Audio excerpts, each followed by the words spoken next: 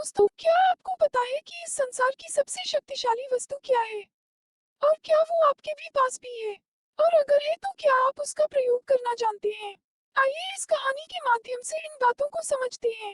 एक दिन गुरुकुल के शिष्यों में इस बात पर बहस छिड़ गई कि आखिर इस संसार की सबसे शक्तिशाली वस्तु क्या है। कोई कुछ कहता तो कोई कुछ। जब पारस्परिक विवाद का कोई निर्णय न निकला तो फिर सभी शिष्य गुरुजी के पास पहुंचे। सबसे पहले गुरुजी ने उन सभी शिष्यों की बातों को सुना और कुछ सोचने के बाद बोले, तुम सबों की बुद्धि खराब हो गई है। क्या ये अनाप शनाप निरर्थक प्रश्न कर रहे हो? इतना कहकर वे वहां से चले गए। हमेशा शांत स्वभाव रहने वाले गुरुजी से ने किसी ने इस प्रतिक्रिया की उम्मीद नहीं की थी। सभी शिष्य क्रोधित हो उठे और आपस में गुरुजी के इस व्यवहार की आलोचना करने लगे। अभी वे आलोचना कर ही रहे थे कि तभी गुरुजी उनके समक्ष पहुंचे और बोले, मुझे तुम सब पर गर्व है। तुम लोग अपना एक भी क्षण व्यर्थ नहीं करते और अवकाश के समय भी ज्ञान चर्चा किया करते हो। गुरुजी से प्रशंसा के बोल सुनकर शिष्य गदगद हो गए, उनका स्वाभिमान जागृत हो गया और सभी के चेहरे खिल उठे।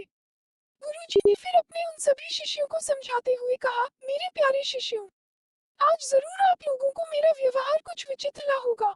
दरअसल मैंने ऐसा जानबूझ आपके प्रश्न का उत्तर देने के लिए किया था।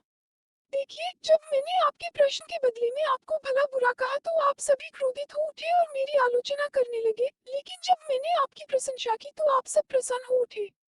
पुत्रों, संसार में वाणी से बढ़कर दूसरी कोई शक्तिशाली वस्तु नहीं है। वाणी से ही मित्र को शत्रु और शत्रु को भी मित्र बनाया जा सकता है। ऐसी शक्तिशाली वस्तु का प्रयोग प्रत्येक व्यक्ति को सोच समझ कर करना चाहिए। वाणी का माधुर्य लोगों को अपनी ओर आकर्षित कर लेता है। गुरुजी की बातें सुनकर शिष्यगण संतुष्ट होकर लौट आए और उस दिन से मीठा बोलने का अभ्यास करने लगे।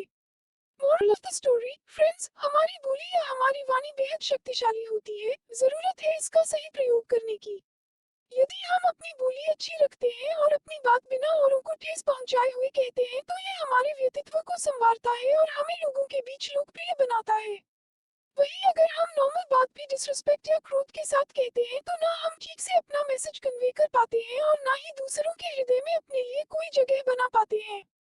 अतः हमें हमेशा सही शब्दों और सही लहजे का चुनाव करना चाहिए।